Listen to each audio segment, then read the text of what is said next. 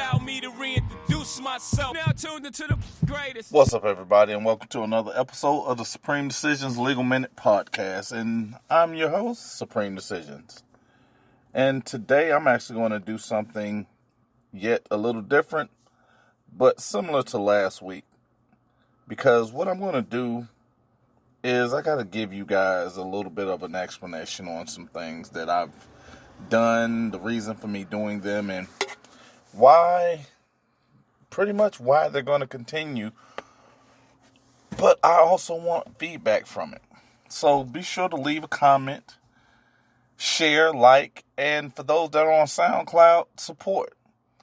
And if you're listening on iTunes or one of the other podcasting platforms, support as well. There should be a button on each.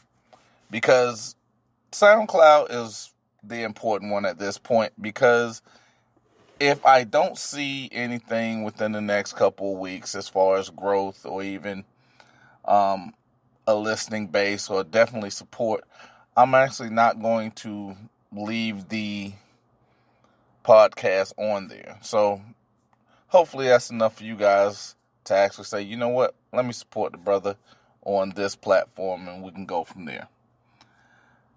But what I wanted to do tonight, I actually want to talk about one of the things that I told you guys before that I don't do. I didn't want people to look at me in a certain light. Although at some instance I am that. Because I don't ever want to come across as the big angry black guy. Because, am I a big guy? Yeah. Am I angry? I can say that on certain aspects. And, some people are going to look at me, oh yeah, he's a black guy. Yeah, it is what it is. But I'm actually going to go into that to pretty much say this. Because what I wanted to give you an idea is, I talked about my father before and I talked about his eulogy. One of the things that I do is before these podcasts, because you guys wanted something that had length to it, something that allowed it to go beyond a few minutes. And, I understand that because a lot of times when you're looking at my videos, they're 5 and 6 minutes long. But when you're getting longer videos, you're getting an hour and a half, you're getting the 2-hour videos, I'm getting a little bit more interaction. So I appreciate that. You guys have definitely shown up for that. But what I do to kind of help me do that is I'll sit down with my iPad and my Apple Pencil and I'll take thorough notes and I'll use in case and scenarios and examples, but it's just to keep me on pace, keep me online, and it allows me to not put so much emotion into what I'm doing. Now, the reason I brought up my father's eulogy was when he passed away, it's not a secret that I didn't speak to my father for almost 10 years. Well, I was the one that was asked to kind of speak at his eulogy. Me, I didn't think that was a great idea because I was the one child that he didn't speak to and I didn't speak to him and we weren't on great terms. So, one of the things that I did is when I wrote it down, the second I got up to have a conversation or to say my speech, I actually put it to the side. Because I said, you know what? I'm not going to do that. I'm not doing it. I don't need to be set on pace. I don't need to come up with something chalky. I wanted to leave a part of me there. I was giving my full truth. I was giving everything I had into that kind of speech. The reason I don't do it is because in my eyes, I come across, while being genuine, it comes across opinionated. It comes across as something other than what I'm trying to portray. And is also coming across where it's more difficult for you to actually comprehend or understand what it is I'm trying to give you. So that's one of the things I try to stay away from. But when I was standing on that stage, that wasn't the case. It was a different scenario in my mind. Because I stood on the stage and the first thing I said was, anybody that knows me and knows my father know we didn't speak. And I said, anybody that knows me and anybody that knows my father knows that I did everything in my life to not be like my father. And it was dead silent in it. And I turned around and I said, as I grew older, I understood everything I did was exactly like my father. And the reason why it was funny, it was because I was the last one to actually understand that. The more I went away from something, the more difficult it was for me to actually see it. And it's one of those where the guy told me, it's hard to see the elephant when you're standing up on it. Or it's hard to see the forest for the trees because you're sitting in a place, you're so close, where you're seeing the limitations that are set before you. You're not seeing everything in its totality. Well, whenever I take the notes and I put all that stuff out there and I give you context and a sense of understanding what it is I'm delivering, many people say I take the passion out of it. Well, me taking the passion out of it is making sure that you're staying engaged. What it's also doing is making sure you're staying connected with me for the most part. But what I want to do is when I get too far out, when I get too far disengaged from the topic, the notes allow me to stay reined in because I don't want a lot of emotion in it. But what I've learned from that speech, what I've learned from some of the text messages and the email and some of the comments is that that's what you guys want. You want me to leave part of me, or even a little more of me, on these podcasts. So the one thing I want to do is I want to give the people what they want. But I want you to understand, what I'm trying to give you is not only part of me. I'm trying to give you everything that I deem necessary to win. I'm trying to give you everything that I deem necessary and possible to be successful, and also not to just understand it, but able to see it on the follow through of it. And now, after that long entry and long build up and long soliloquy, let's get into today's topic. Today I'm going to talk about the EMT killed in a botched warrant execution. And most of us have gone over and heard something about Breanna Taylor, the emergency medical technician that was shot 8 times by Louisville Police Department while her and her boyfriend slept on March 13th. They had believed, because they heard a loud bang at the door, that they were being broken into. They were being robbed. So Breanna's boyfriend, Kenneth, got up, who is a licensed firearm carrier. He let off a single shot at police. Now, here's one of those stories where the devil is truly in the details.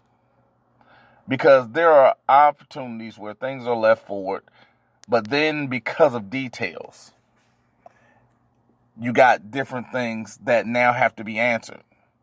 I often tell people, don't put in so many details, because once you say something, you now have to prove it. You don't have to prove anything until you open your mouth. That is why you aren't required to give an alibi. You have the right to remain silent, because the accuser is the only one that has to bring forth something. But the more details you give, the more details you have to prove. And even in this case, the officers found that out to be very, very, very true and disheartening, simply because of what they're allowed to do versus what they did versus what they actually said they did. And as I go into this, I'm going to give you some case law. I'm going to give you scenario. I'm going to give you part of me. So now, many of us heard the podcast from last week where I talk about Ahmaud Arbery. Well, I was going to do a second actual show on that one, but I chose not to. I may see an opportunity to do it again, simply because the devil is in the details on that, because the more details that was brought out on any case, the worse it gets, because now you're diving deeper and deeper and deeper, and now you're looking at what they're trying to use.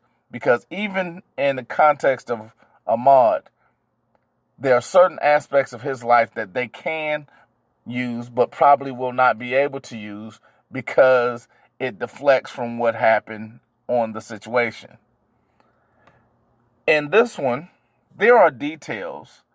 Had the police just pretty much followed law, let's put it that way, had they followed law and not added a bunch of unnecessary details to explain their actions, most of this probably would have been continued to be swept under the rug, because most of us don't remember the actual lockdown of the world, for the most part, and this pandemic began around March 11th, March 12th, March 13th. Each city, each state took a different level as March went on. And this incident actually happened on March 13th. Breanna Taylor was an emergency medical technician. She actually worked hand in hand with not only the hospital, but the police department. And one of her things was the daily interaction with them. And with her, she was unarmed when this incident happened. Now, I need you now to stay very tuned in to what it is I'm getting ready to say, because I'm going to give you bits and pieces of details of this scenario or situation. And I'm going to pretty much, I'm a Quentin Tarantino this, because I'm going to the end, and then I'm going to come back to the middle, then I'm going to go back to the end, then I'm going to come back to the beginning. Then I'm going to go back to the middle, then I'm going to go back to the end, then I'm going back to the beginning, then I'm going back to the end. And then I'm going to close it out. So, anybody that's seen Tarantino movie, it's all over the place. That's why you have to pay attention to it. And in this is something that you have to pay attention to. Now, on March 13th, Breanna Taylor slept in her bed with her boyfriend, Kenneth. They heard a loud bang on the door. The bang was 3 police officers, allegedly, that was executing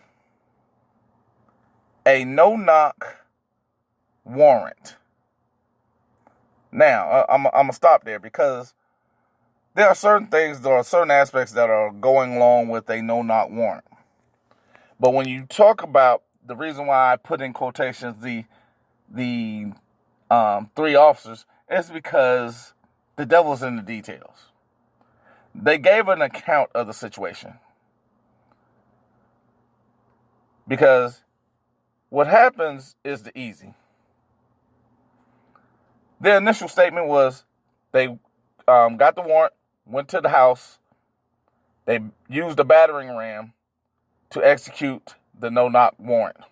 Now, they did this, remember, while Breanna and Kenneth slept in their beds. This was executed at 12:30 a.m. in the morning. Now, why is that important? Because when I start getting into these details that have been set forth to us and that we've been told about and that has been relayed to us, it gives you another idea of the actual things that happen.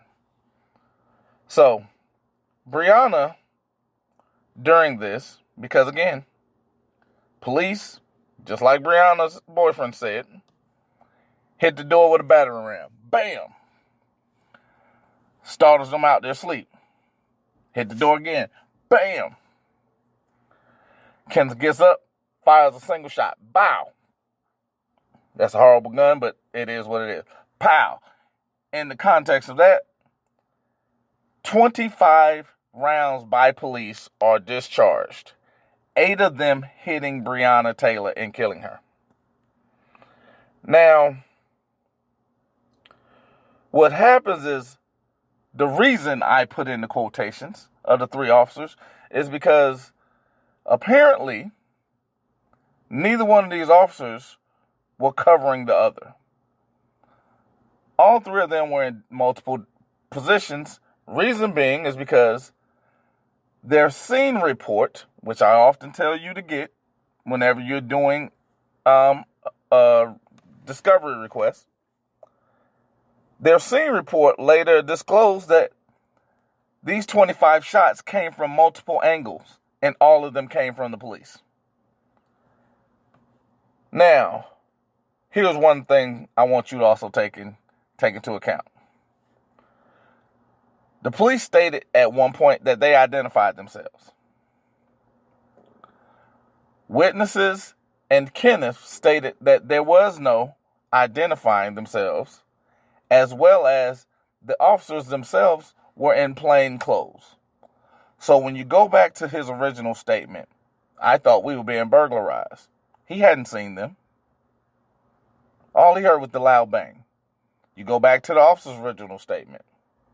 We hit the door with a battering ram. Boom, boom. So now people can hear. But here's the great thing about it. I'm going to give you the context of when a warrant can be executed. Because the note of the important part of this is it was being executed at 12:30 a.m. That means midnight. 30 minutes after midnight. They in their bed sleep because Breanna got to go to work early in the morning because she's an emergency medical technician. A warrant must be executed within 10 business days of the signing. A warrant must be executed between 7 a.m. and 10 p.m.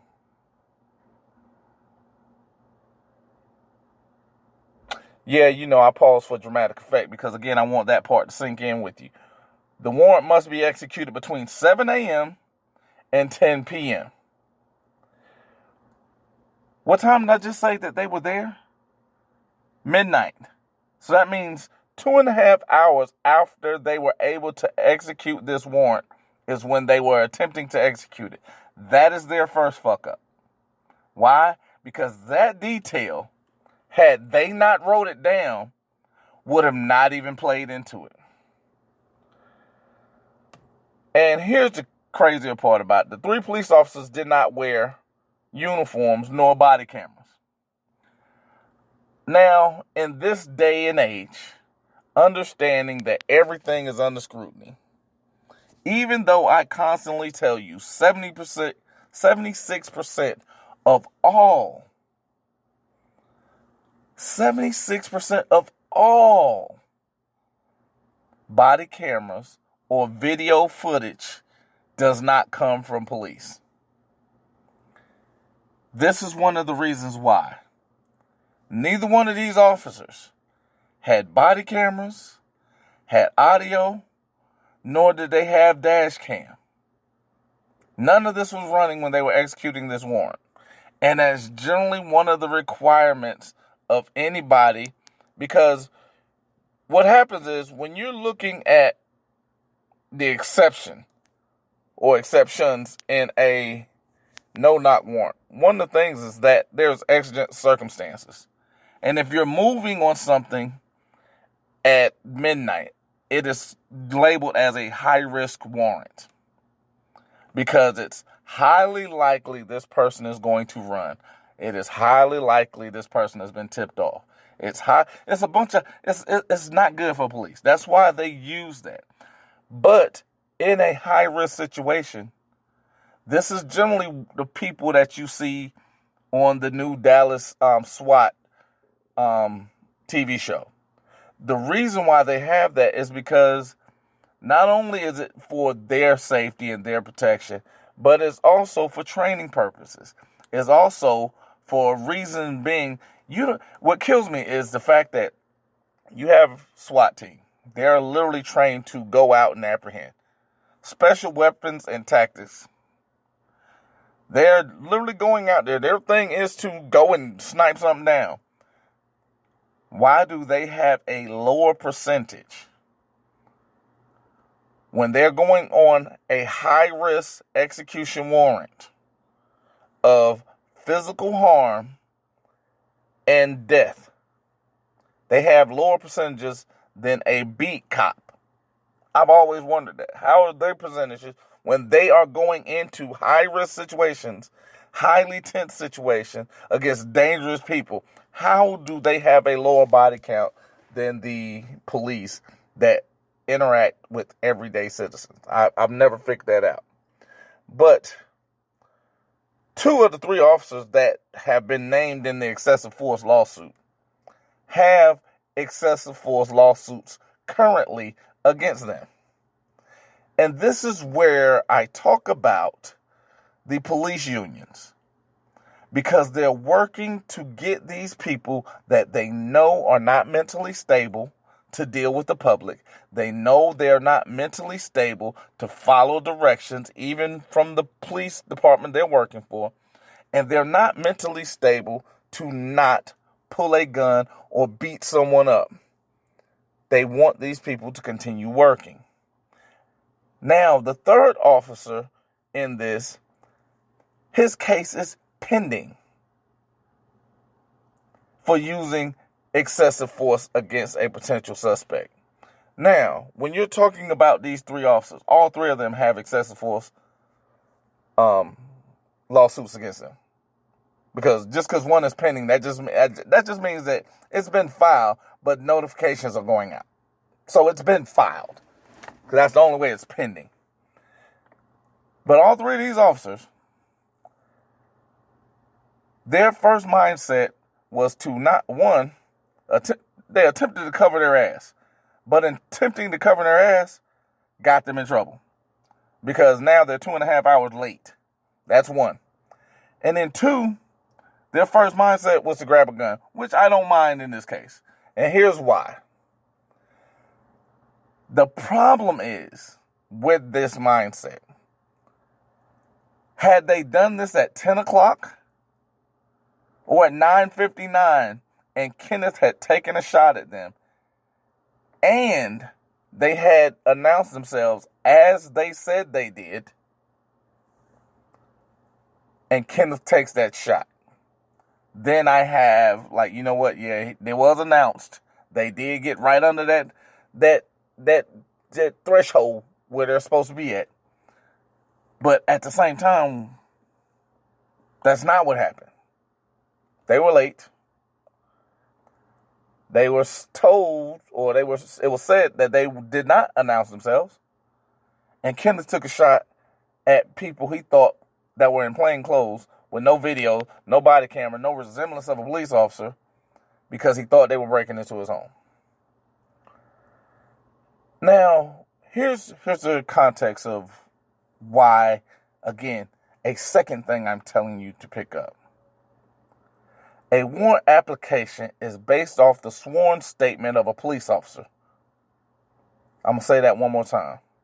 A warrant application is based off the sworn statement of a police officer, or in this case, it will be based off an affidavit from the police officer.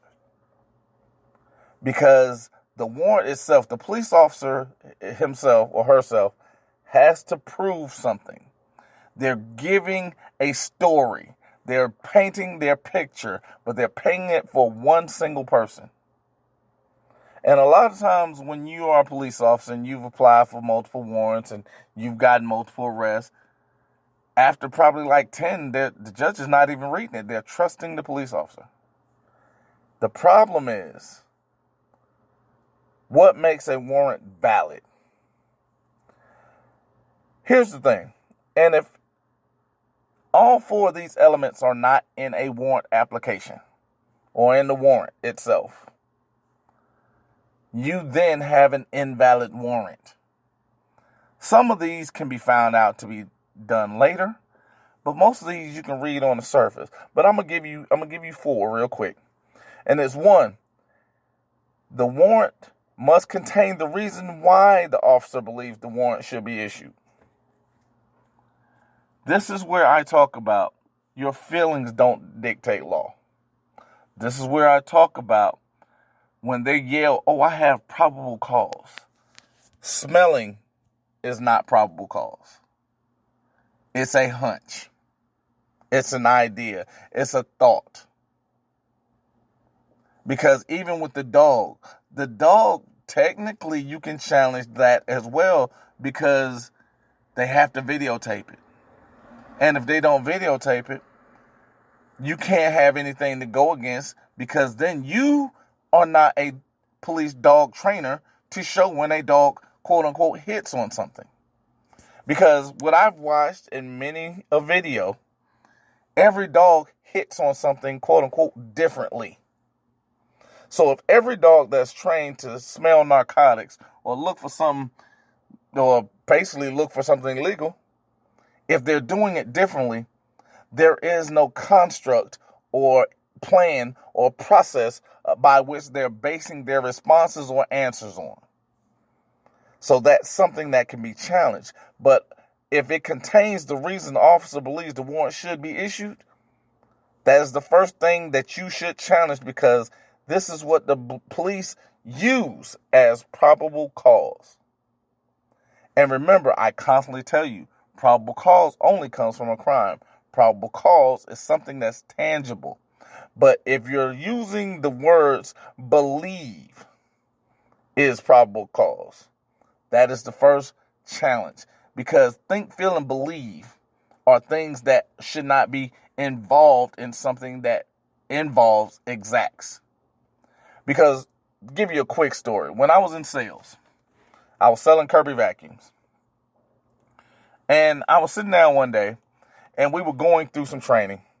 And I'm never going to forget this dude. His name was Sterling. Sterling, whatever you think Sterling looks like, that's exactly how he looks like. Sterling he looked like an Italian mobster. You know, big, burly guy, square jaw, clean cut, always wore nice suits. He just looked like if he told you he was going to whack you, you probably was hoping that he wasn't going to put you in the trunk. And I always went to his office and talked to him and made sure he didn't have plastic on the floor. But, either way. But one of the things he told me, because I was having an issue making sales. He looks at me in my face and he smiles. He goes, "You have everything that you need because you have charisma. You have a voice that people want to hear," which I still don't understand what that is. But he also said the problem is your word usage. And I looked at him with the craziest look I'd ever had in my life. And he says, "You use the words think, feel, and believe." He said, as a salesperson, as someone that actually owns the product, you shouldn't think, feel, or believe anything. You should know what this is. So oftentimes, whenever you hear me speak about the law, it deals in exacts. It does not deal in think, feel, or believe, which is why I don't give it to you as think, feel, and believe, because I know what this is. Because I'm able to read, comprehend, and apply. Because I'm able to read, comprehend, and apply, which makes me a problem. Because anybody that does not comply, they have an issue with. Because anyone that does not pay, they have an issue with, because you're a problem. That's what makes me a problem, because you sent me to a school. I was able to pick up something. I learned how to construct it and deconstruct it and place it and put it into my advantage. Because one of the things, I'm going to get back on topic, but see, this is why I love this, because now you get a piece of me. Because even in school, my boy probably going to jump on me for this one. They had the Richard Todd rules. Because what we did, I was one of the guys, I hated class. Certain classes I did not need. And, it is what it is. So we pushed every rule to the absolute limit. And we made them enforce them by the letter that they were written in. So they put together the Richard Todd rules. And in the Richard Todd rules, they eliminated one thing that we did constantly, which was we got there literally minutes before we will be deemed late or absent for the day. So the next year they rewrote the book. It was funny as shit, but so my senior year, they rewrote our entire school rule book. But it was funny because every time somebody gave me something, that was the one thing I did. Not only am I able to learn what you're telling me, but I'm able to apply it to you. And that's why I constantly tell people, get their information from them, because they can't argue with themselves. Because we call a person that argues with themselves crazy. If it's written down, you can't then later change it. Because I even had an officer in Gwinnett County. He had pulled a young lady over that didn't want to give him her number. And he wrote her up and said she had resisted arrest and he had arrested her for DUI. So when she got out of jail, she went and got a copy of his police report. Well, what happened was she filed a motion for dismissal and filed a motion for discovery. All of a sudden, he now has a second police report when it's time for trial. So the first person we call to the stand is the officer. The first thing he has to defend is his original statements. Because he can't argue against himself. Because now, why are you saying here you said this, but now you added more details? So when did this happen according to that? And then the greater part about that is she had video. So not only did he change his statements and he attempted to argue against himself, he attempted to argue against the video, and the judge actually shut him down and dismissed the case, because when you're arguing against yourself, you are a complete liar. And that's what we're doing. We're taking apart these affidavits. We're taking apart line by line, precept upon precept. And now I said all that to get to number 2. Number 2 is based on police affidavits are made without reckless disregard of the truth. So even in their affidavit, their police reports, there can be no discrepancies. There can be no false statements. There can be no lies.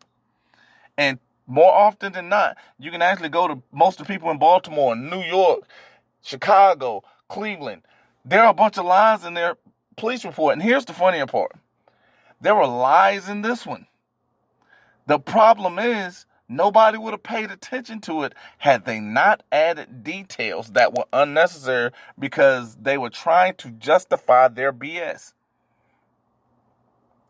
And then 3, it must be issued by a detached or neutral judge or grand jury, and also must have all 4 elements.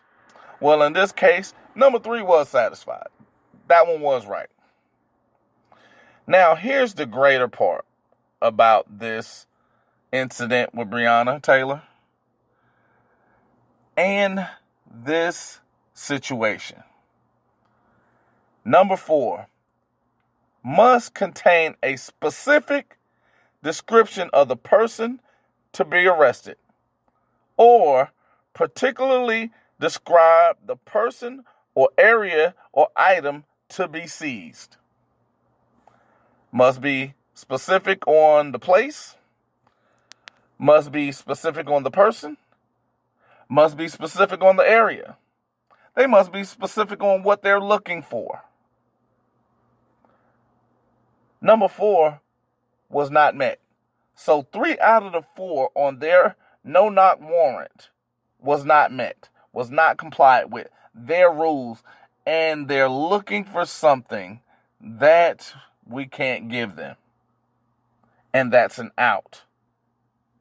Because they were looking to justify their BS at the same time had they not looked to justify it and called it business as usual, nobody would have paid attention to it. I'm going to say that one more time. Had they not been adding all these extra details and looking to justify their BS, no one would have looked deeper into it. No one would have questioned it more than necessary.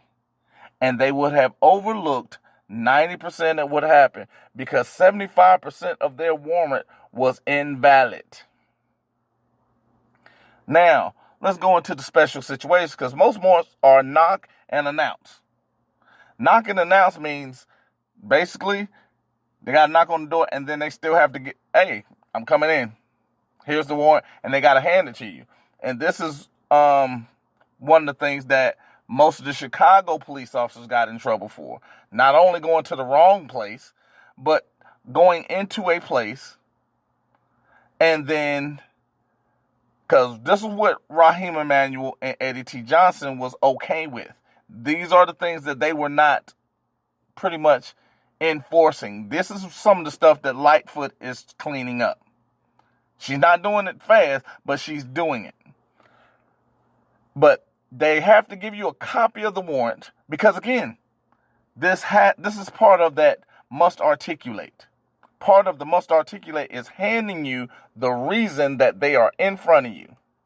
The reason they are infringing on your constitutionally protected rights.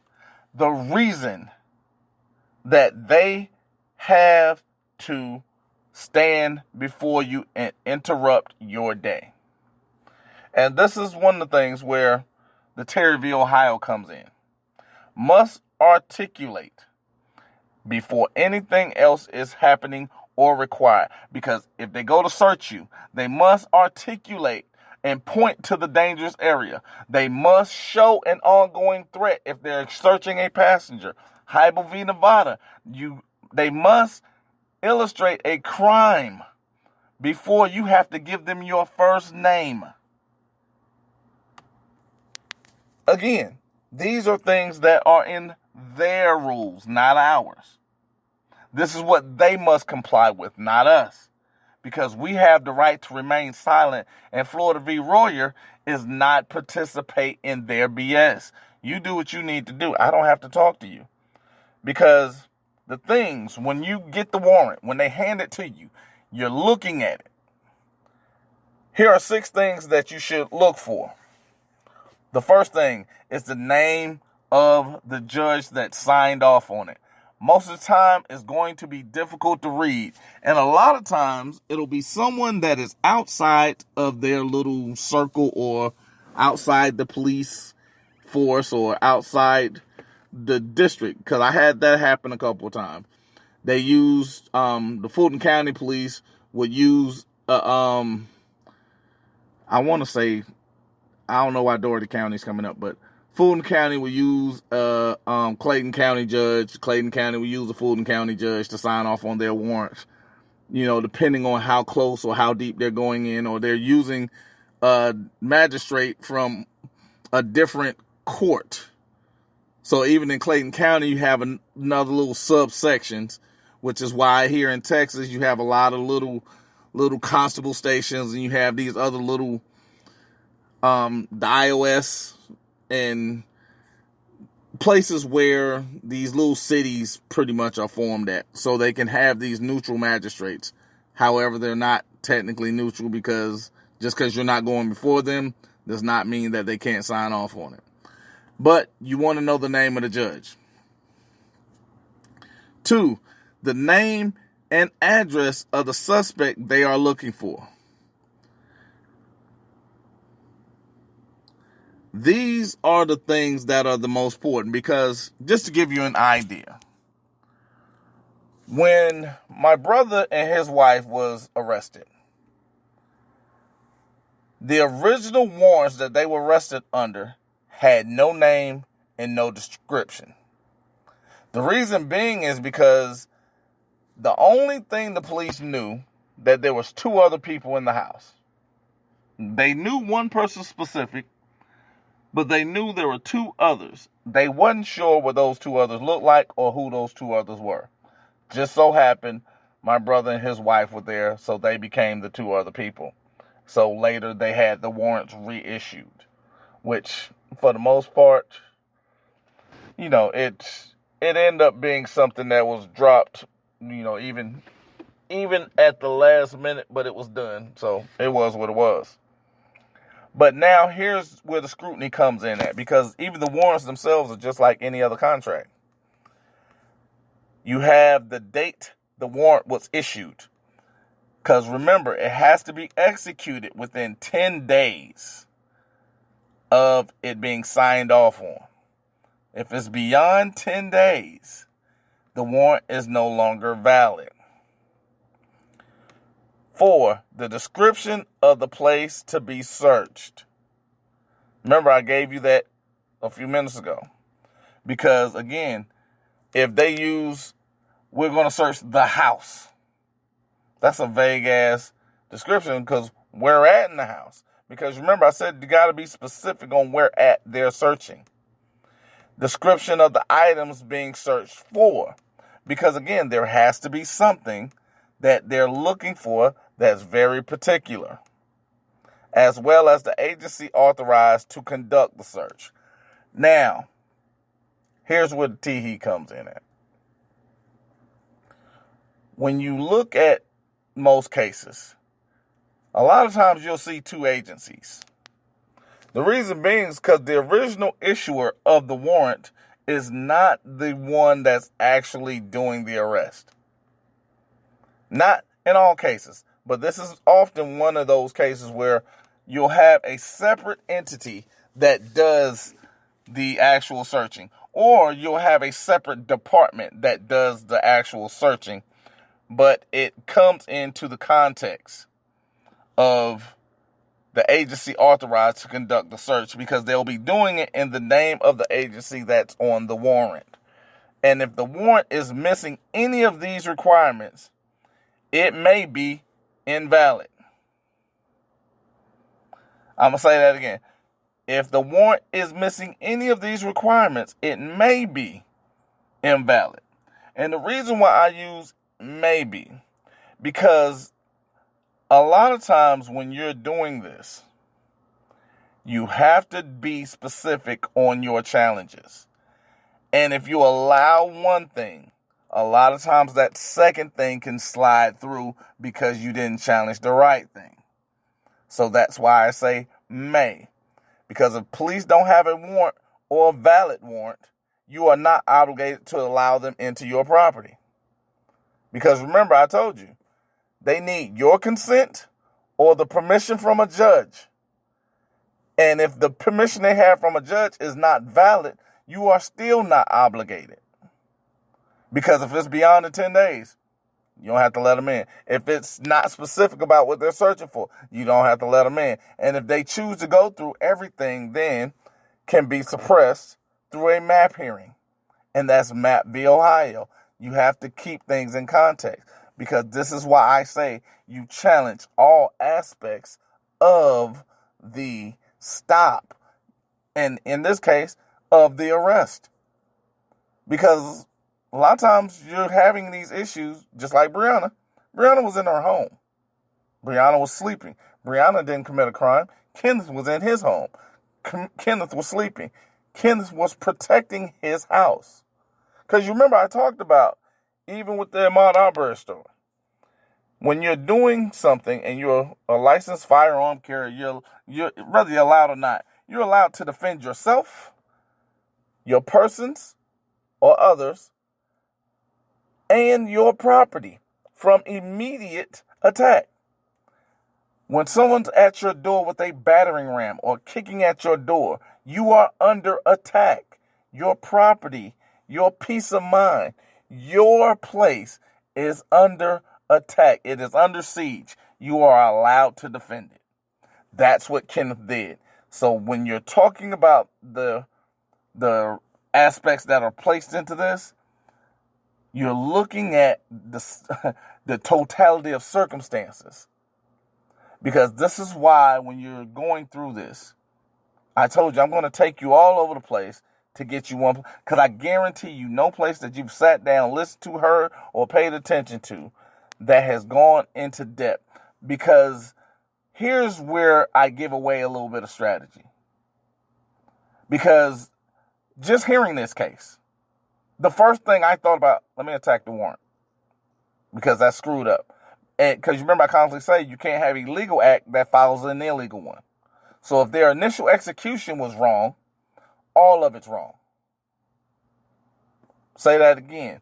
My initial thought was to attack the warrant because I heard, listening to them, their initial execution was wrong. And you can't have, or in this case, it was illegal. And you can't have a legal act that is preceded by an illegal one. Because once it's illegal, it's all illegal. And they went outside the guidelines of something that can be allowed by the state. This is why these officers are being sued in their individual personal capacities, not their official capacities. This is not a 1983 situation. Because they are not allowed to do the things that they've done, even though they did it while, quote unquote, on duty. Because once they committed the murder, because that's what it escalates to, they are no longer actors of the state. And these are the things where we have to take our emotions out of it when we're filing these. And the biggest thing is the warrant is efficient.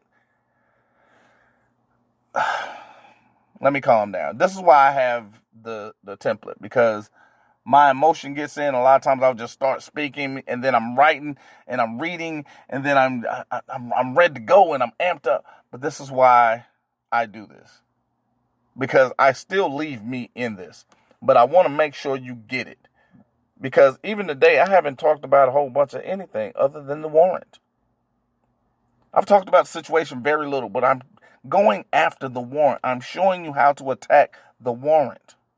Because in this case, the warrant is inefficient on its face. Because you remember I said 3 out of the 4 were wrong. I heard that just by them talking when they were reading the warrant out on the news. They were literally reading the warrant on the news, and I was like, oh, that's wrong, that's wrong, that's wrong. And then they said the situation, because they started reading the police reports. And I was like, oh my God, like these fools wrote that down, because they've been doing wrong so long, they'll literally pin it. They'll put pen to paper and act like it's right. Why? Because 95% of people say it's okay. And they've been doing wrong so long, they think it's correct. And people aren't going to check them on it. Why? Because people are afraid. People are getting intimidated. People are being shown or being programmed to believe everything that a police officer does is right, because they're the good guys. Well, these good guys literally broke the law because they didn't follow their own guidelines, but I'm supposed to trust them. I'm supposed to just take everything on their face value when these guys didn't do what they were supposed to do off top. And here's the greater part about this, because I'm going to get into this later. The warrant lacked probable cause.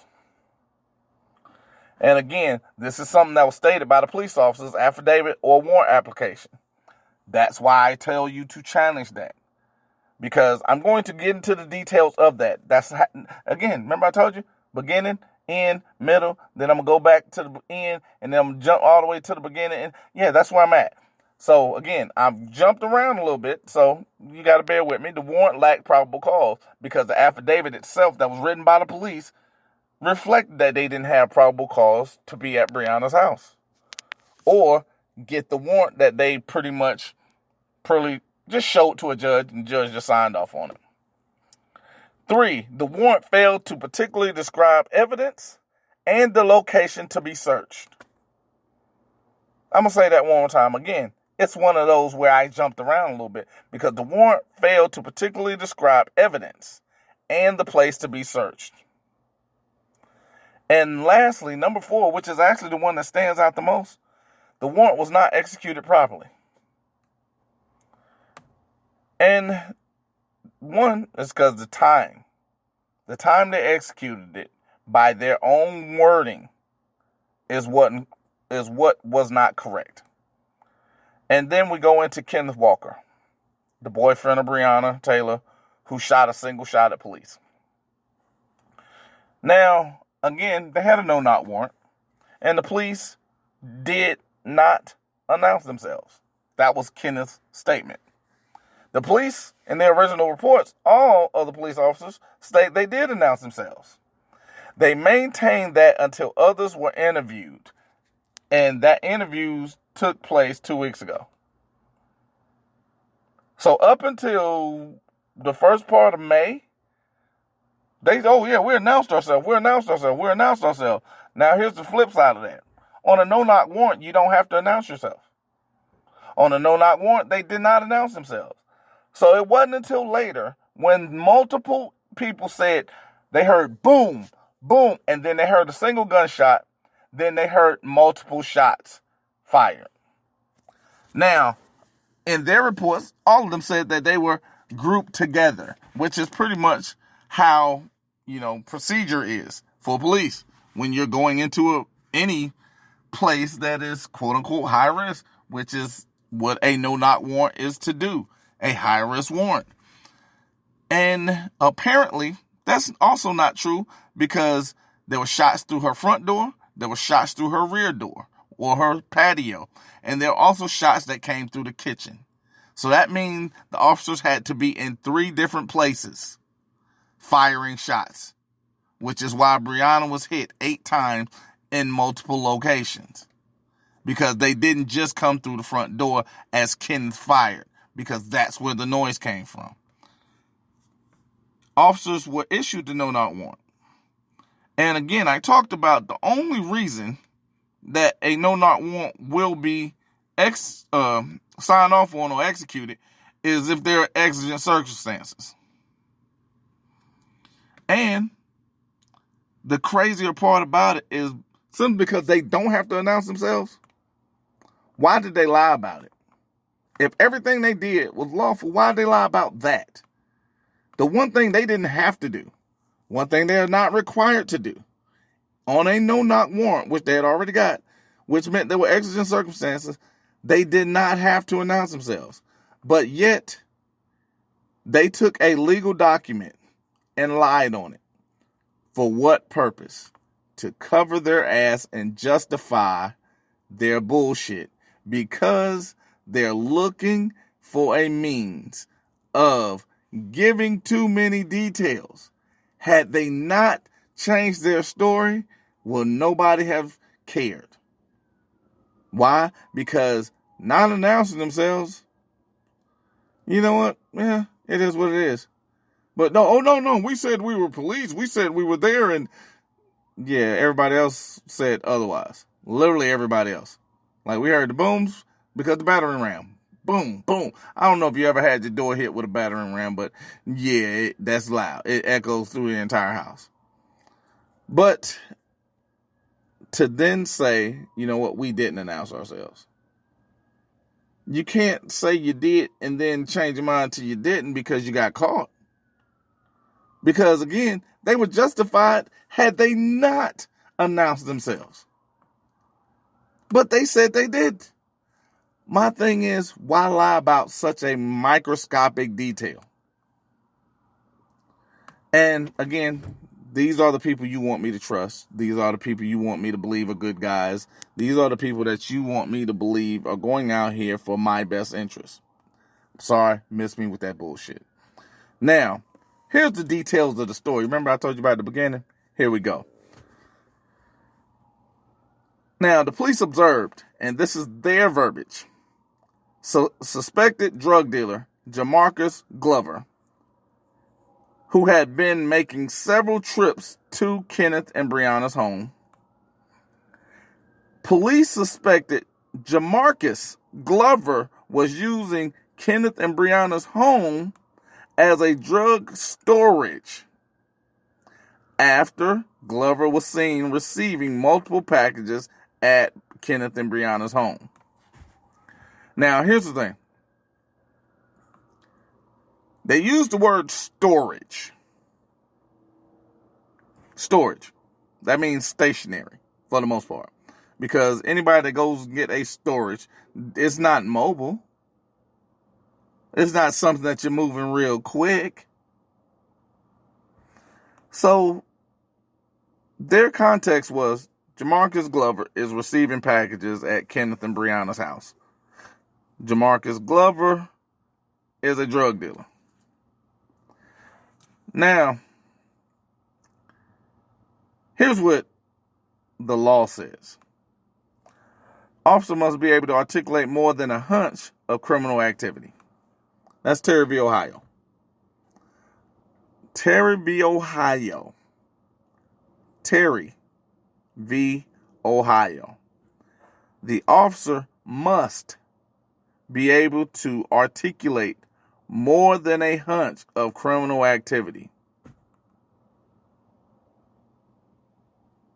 Yeah, that's why I paused for dramatic effect there. Because the officer guessed. Because he didn't say he saw Jamarcus with any gloves. He was a suspected drug dealer. They suspected him of drug dealing. Because he had been to Kenneth and Breanna's house multiple times.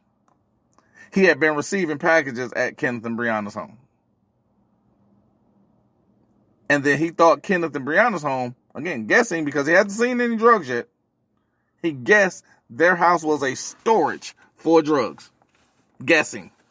Hadn't seen any drugs. Didn't see Jamarcus with any drugs.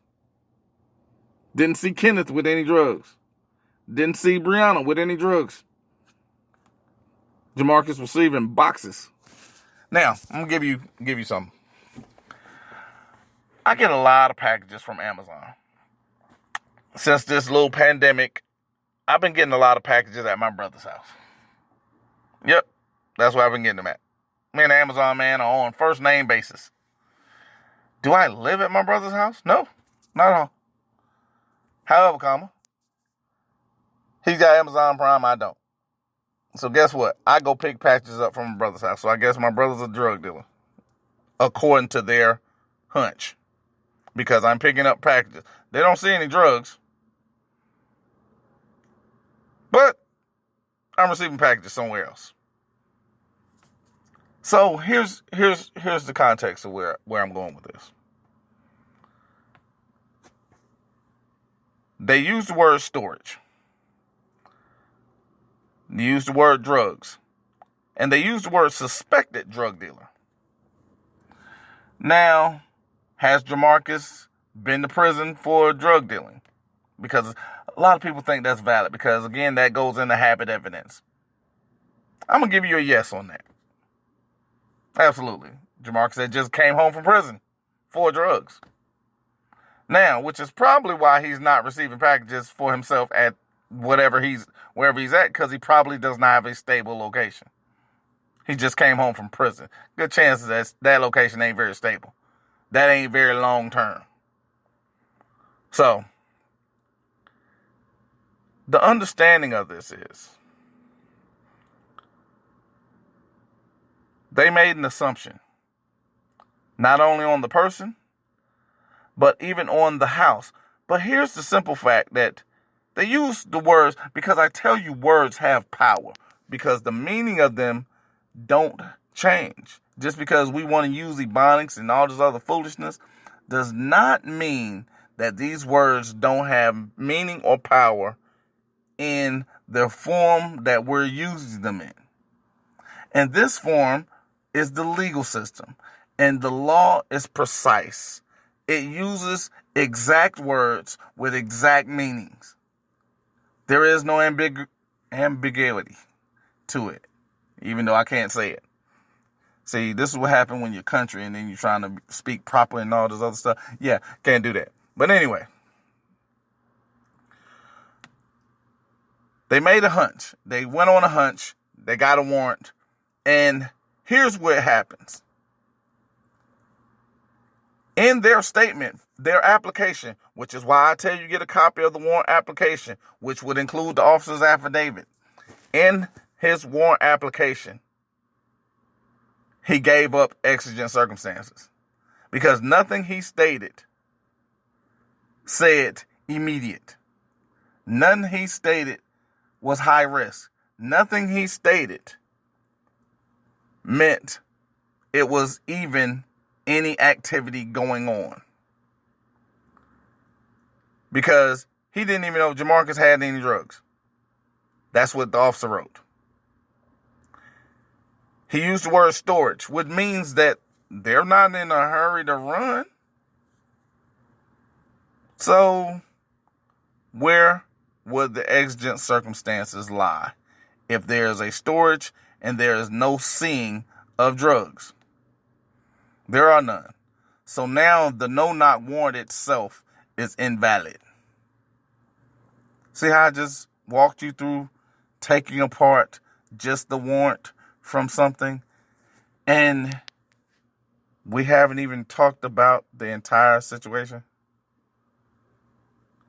Now, I understand why people tell me that the thing I'm doing is helping criminals. The problem I tell them is the reason I have a channel is because the criminals are wearing the badges. The criminals are wearing the nice suits. And the criminals are the ones that are lying and offering sentences for something that aren't crime. That's what I'm doing. I said because at the end of the day, there are restrictions that are set out, and the people that are supposed to enforce them aren't enforcing law. They're generating revenue. They're perpetuating fear. They're perpetuating bullying. Because ain't that our new politically correct term? They're looking to intimidate. They're using Gestapo tactics.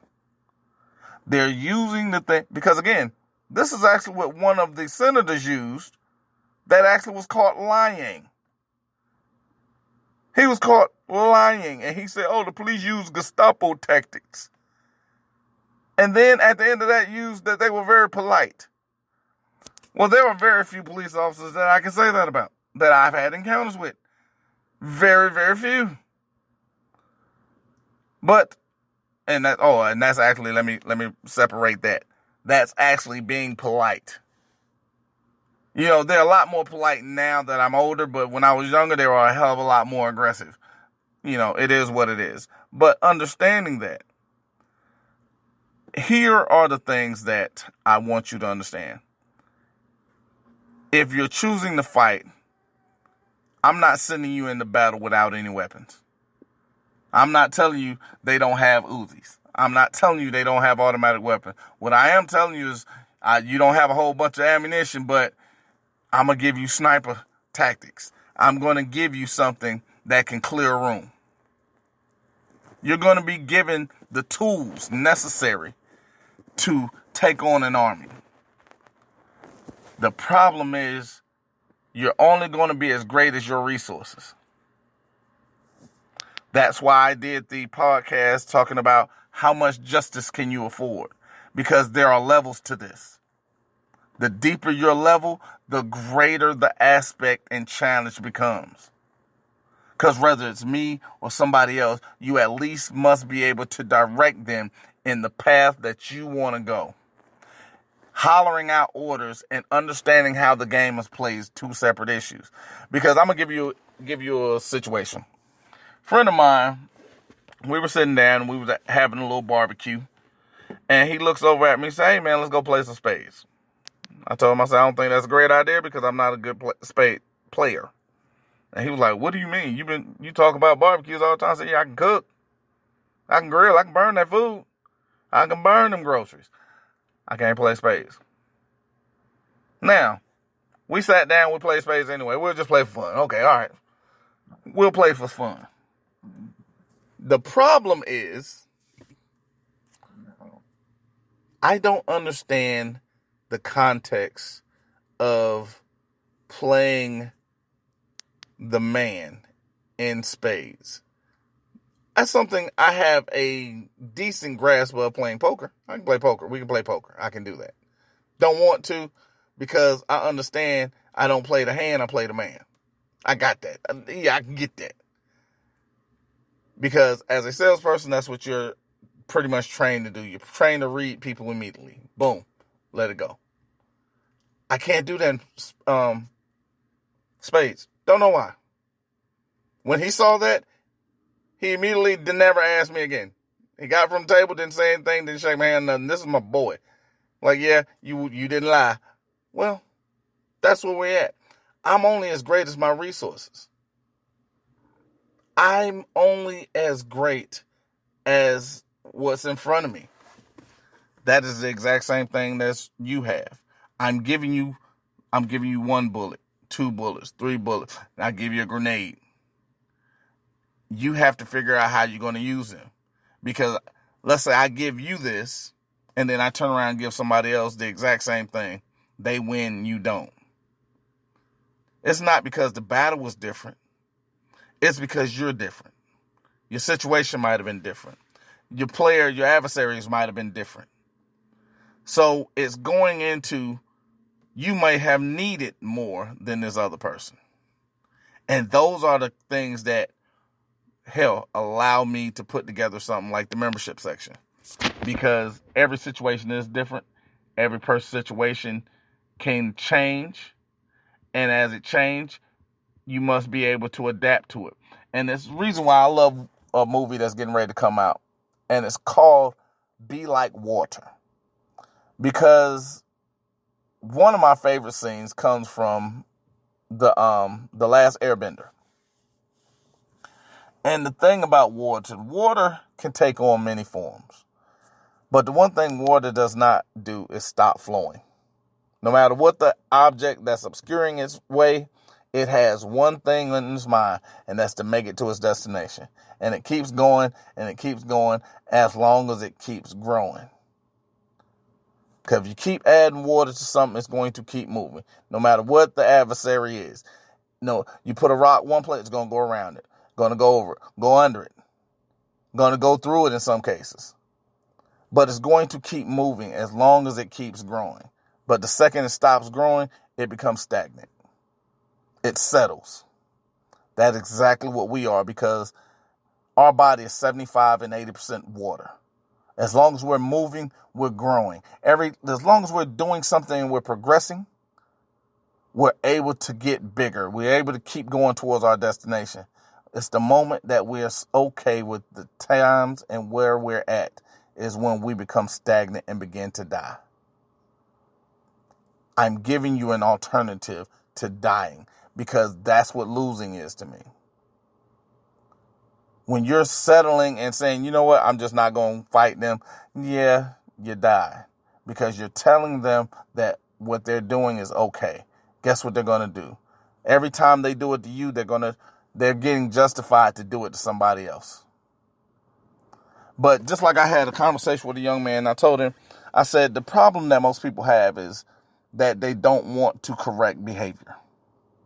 They don't want to take on the responsibility or the liability of correcting behavior. And it's just like I talk about the blue wall. Why is there a blue wall when you can't hold your brother accountable? Do you really love your brother? Because the one thing that me and my brother, because I'm going to give you this. I was on a basketball team. And I think I talked about this too, the brotherhood. And it's actually only one person that can actually keep me to continue playing ball. And most people, oh, he's a friend, y'all best friend. No, we're not best friends at all. Many days I can't stand him. The reason being is our goals are aligned.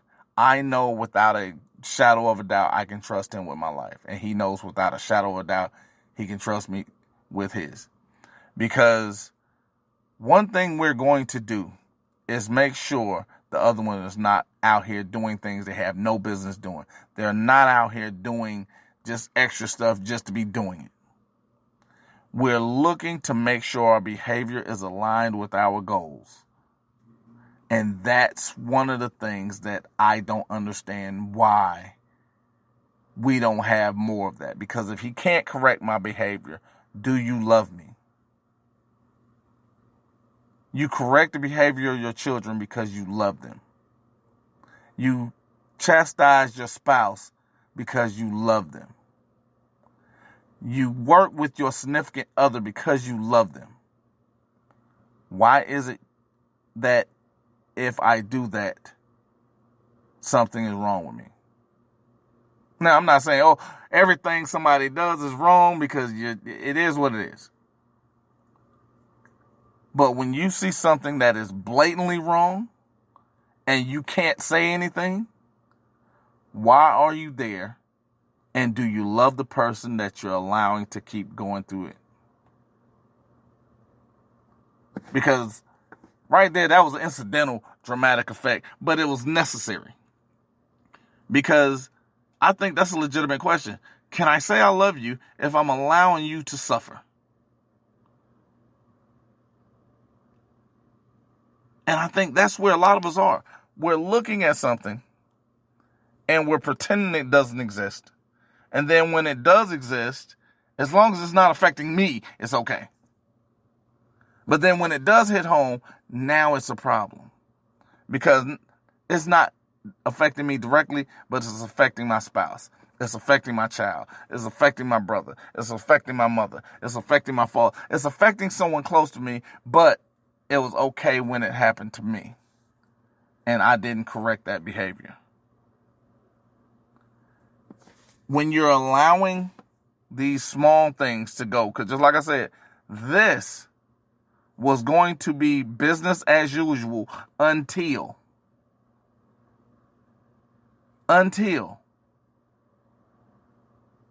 somebody said, hold on, what's going on here? Ahmaud Arbery was going to be business as usual until Barnhill added details that wasn't originally available. Now people are going, okay, what's going on here?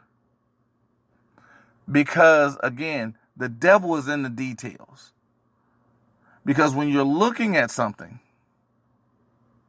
and you're playing it back and forth, and then, it's just like today, I went out and I cooked me a little steak. Steak itself is good. But then when you add the wine, you add the butter, you add the seasoning, it is now exceptional. Why? Because I added some detail to it. Now, it was edible the way it was. But the more flavor I put into it, the more it brought it out. The problem is, there's a time and place for that. The details are great for the steak, not for law. I'm going to say that one more time. Details are great for steak, not for law. Details are great for chicken, not for law. Details are exceptional for fish, not for law. The devil is in the details. Because that's why a lot of people don't understand. It's difficult to replicate recipes. Because any small change in the details changes how something tastes.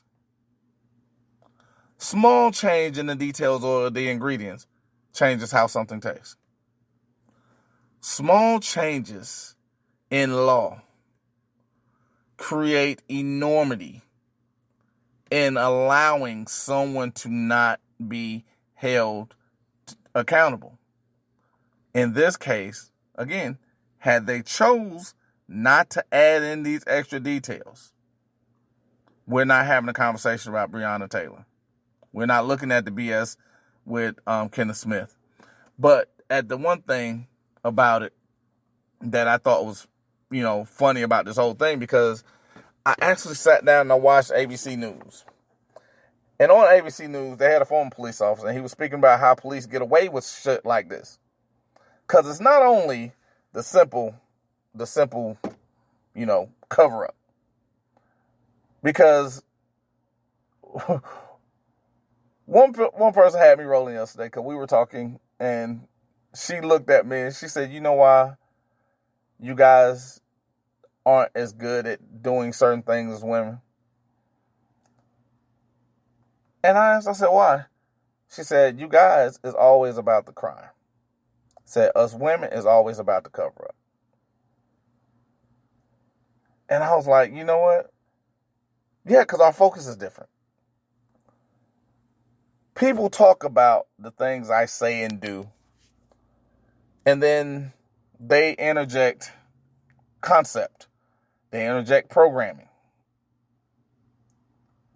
When in fact that what I'm interjecting is strategy, tactics. actually learned law. I'll season it with a little perception. Because I've even talked about several times that I've come from a place where I'm a little biased. On certain instances, I'm a little biased. Because certain things are going to grab my attention more than others. And with this police officer said something that was, it was almost hilarious. It was laughable because how often I say this. He said the reason police officers get away with these type tactics is because most people believe in self-policing. You complain to a cop about the actions of another cop and then expecting the cop to do something to the cop. And it's the equivalent that I often give is complaining about a child to another child or complaining about a child to their sibling. There's nothing that's going to happen because if I'm pissed with the blue wall, why am I going to talk about the blue wall to the blue wall and expect the blue wall to do something? That's just not how life works. Because just like me, my brother did some fuck shit. I'm on his side either way. Either way. And that was part of the problem. Because I wasn't correcting any of his behavior. I say what I had to say, but I'm still right there. That was a problem. Because it became unhealthy for me. It became unhealthy for my living situation. It became unhealthy for my children. It became unhealthy for my marriage. It became unhealthy. So I was like, okay, one of us got to leave the situation. I left the situation. But that's not what people are doing. They're complaining to police about police and then being upset that there's nothing being done. And he referred to it as self-policing. Police are not, and that was the one thing I asked her, if police policed police. I'm going to say that one more time. If police policed police, we wouldn't have 90% of the issues that are going on. But police aren't policing police. Oh, why a complaint to internal affairs? Aren't they cops? Yep. Are they talking about other cops? Yeah. They're looking for that one scapegoat. Had a dude tell me about, the police integrity unit, they're private counsel. I said, okay, great. I said, I want you to understand something. I said, how many people have they actually gotten fired in the past 5 years? Literally less than one a year. So 4 people out of 5 years. But they're the police integrity unit. So you mean tell me 4 people have only been out of a police station of 500 have done something wrong? They've done something wrong, but just these 4 people were rogue. Yeah, no, miss me with that. Now, do I think there were other issues that were happening? Yeah, absolutely. Because, again, they're not trained on law, they're trained on revenue. That's why when you're saying certain things to them, they don't know. And they're trained with something in sales we used as rebuttals. Because when you're saying something, the easies are they're looking for buzzwords. They're looking for trigger words. They're looking for something to give them a reason to go ahead and say, yeah, this bastard don't know what the hell they're talking about. Because the one thing that they love to say, oh, you're a sovereign citizen. When the cop said that to me, I told him, I said, you've never heard me say that, so why in the hell would you bring that up? And I told him to stop watching TV. There was another instance about a year and a half ago. The cop said, oh, well, you're a sovereign citizen. I said, okay, for shits and giggles, let's say I am. For shits and giggles. How does that change your procedures? And he looked at me and he couldn't say anything. And I asked him, I said, why you look like that? He said, because I don't know what to say now. Because, again, he was given a buzzword. These are not people that they're hiring to think. Because if you're not thinking, the only thing you can do is follow. There are not a bunch of leaders. There are a bunch of followers. These are not people that are trained to question anything. They just go out, and now I understand the term when they talk, oh, well, you and your attack dogs, because that's what an attack dog does. You teaching a dog to attack. That's it. You give them a specific target, and they go after it. That's why when I tell people the war is on the poor, The war is on the disenfranchised. The war is on minorities. The minorities are the ones that are making less than $40,000 a year. That's because 80% of these people are living paycheck to paycheck. And if you're missing one paycheck by sitting in jail or not able to make bail, your life is changed forever. Those are the people that I'm talking to. Now, are there other people that listen to me and they call and we work? Absolutely. But it's understanding that there is a certain context that falls in line behind all of this. Because there is a method to the madness that I'm giving you. Because there is something greater. Because even the second part of this, when they asked him, why do police get away with this? It goes into something else I talk about. The fear of fighting back. That fear generally comes from police intimidation. It comes from convenience. It comes from inconvenience. It comes from the lack of knowledge. Now, give you a little bit more context on that. It actually amazed me the amount of people that'll call me. And they'll say, hey, Rich, or hey, Supreme, this is my case. What do you think? All right, yeah, just send it to me. All right, cool, let's go over it. So then I'll go over it, and I'm like, okay, well, yeah, this is what you need to do. This is what I would do. And then they'll take a deep breath and go, I don't know if I want to do that. I said, and I'll ask them why. And they'll tell me, I'm scared. And here's the easy from that.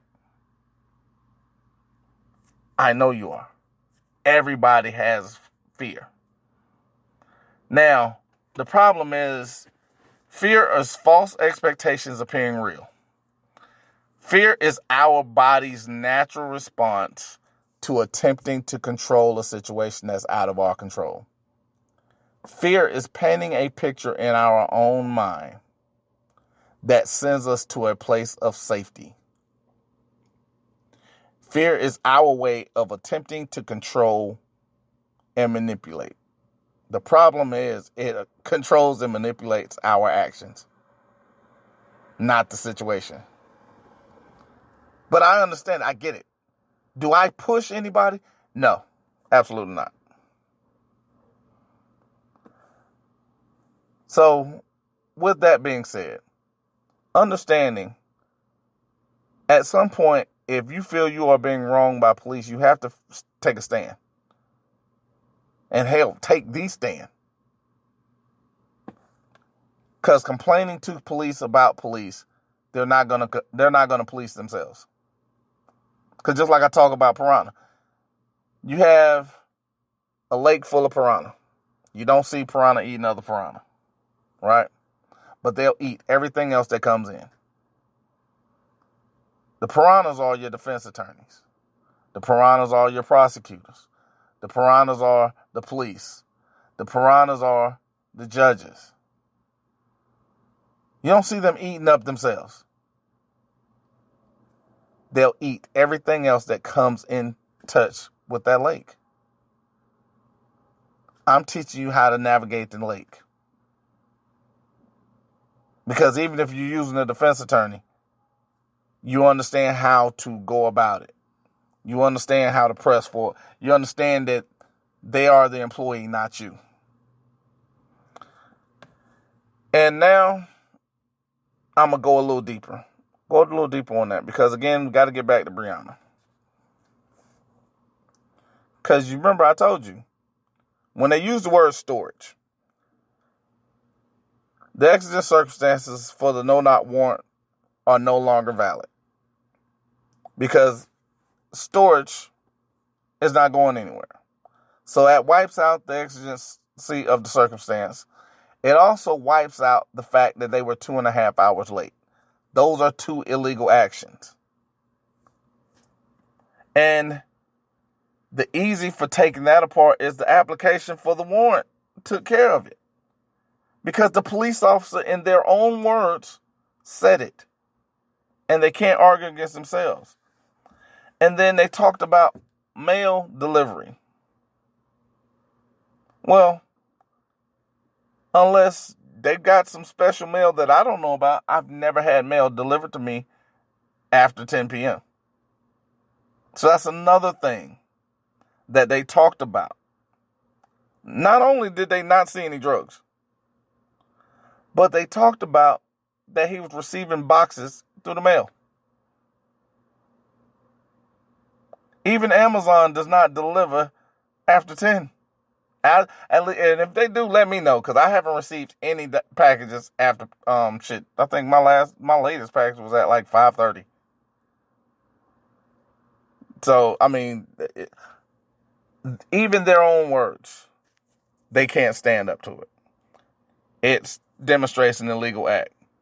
And Franks v. Delaware speaks on statements made on the application of the warrants that make the warrant void or invalid. And that is the reason why I tell you, not only get the warrant, but get the warrant application, because that must be challenged first. And I want to start wrapping this up, because at the end of the day, what I want you to do is understand. Breanna Taylor was shot 8 times. And these officers violated her civil liberties, violated Kenneth's civil liberties. And they found no drugs on Breanna's premises. They have charged Kenneth with attempted murder of an officer. And for the most part, this is just a tactic to force a plea and stop the wrongful death suit. Because if there's a conviction, it becomes justification. The greater part about this is the fact that the judges that are in this and everybody that's involved in this is trying to find a way to get out of the way of this, because they know that this is not kosher. It's not. And being that this is one of those fishy situations, to say the least, it's a little questionable. It's relevant because one of the things we're talking about and we're seeing more often than not are people that are doing things and then looking for justification for doing them. And looking for that justification is generally not for public perception. It's actually for self-reflection. Or in this case, self-denial. Because this is pretty much business as usual. And all they had to do was stand by the original story. That's it. They stand by their original story. We're not talking about Breanna Taylor. We're not talking about a wrongful death lawsuit. And we're looking at Kenneth sitting in prison for attempted murder on an officer. But the problem is, someone decided to challenge their statement. Someone decided to take a look at their situation. Someone decided that enough was enough. And with this, I want you to take a deep, reflective look at yourself. Is enough for you? Or is the system as the norm, as we know it right now, is it okay? Is it something that you believe in? Is it something that you can stand on? Is it something you can be proud of? Because if not, this is the time to stand up, throw down, and be willing to die for that shit. And sometimes when we're talking about the juice is the freedom. The juice is the corrective behavior. The juice of being able to actually say, you know what? They don't control me. I make a choice to do me. And that's all this is. Offering you an opportunity to do what it is that you deem necessary, lawful, and right. And that's all I got for you guys today. I love you guys. SoundCloud, support it. iTunes, support it. Spotify, support it. And Supreme, out. The shaking colossus. I'm gonna show you how great I am.